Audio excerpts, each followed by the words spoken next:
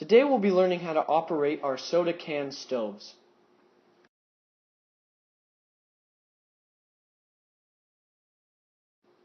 First, let's look at what's inside this kit. We see that there are 3 soda bottle containers and obviously the stove. These containers have limitless applications, so look for them in other videos.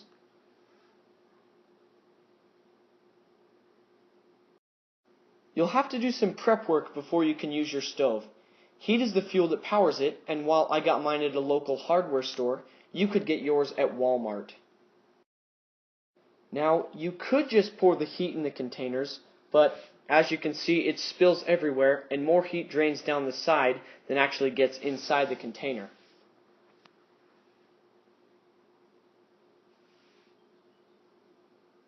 A better idea is to pour the heat into a beaked measuring cup and then pour that into the containers.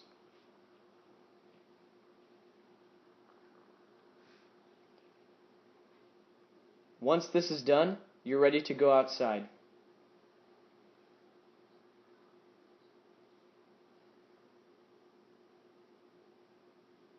Now, starting the stove is simple, although not as straightforward as it might seem.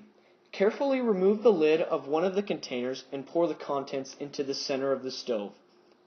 The holes in the middle will allow the heat to be drained, and once all of the fuel has drained, you're ready to light the stove.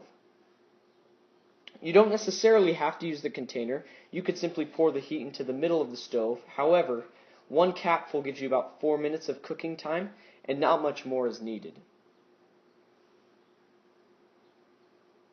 Once the fuel has drained into the stove, take a small lighter and begin to heat the bottom. This causes the fuel to vaporize, and black smoke is a good indicator of that. Once you see black smoke, continue to heat the bottom for about 5 seconds, then set it where you want it and hold the lighter over the holes in the rim. If it doesn't light right away, either continue heating the bottom or just try again. Notice that once it is lit, the piece of grass right next to it bursts into flames, despite there being any flames coming from the stove. Now all you have to do is place your pot over the stove and wait for a boil. Note that these types of stoves don't necessarily use flame to heat, so if you don't see flame, that's normal.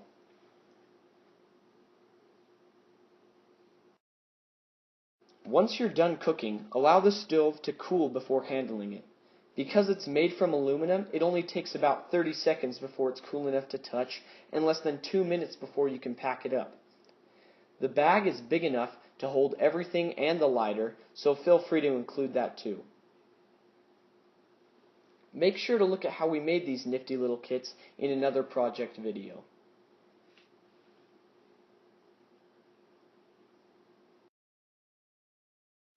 While you're at it, look for our other videos on how to make different types of tripods. Cleanup is a breeze, and it takes less than 30 seconds to be on your way. We hoped you liked this video, and be sure to subscribe if you did.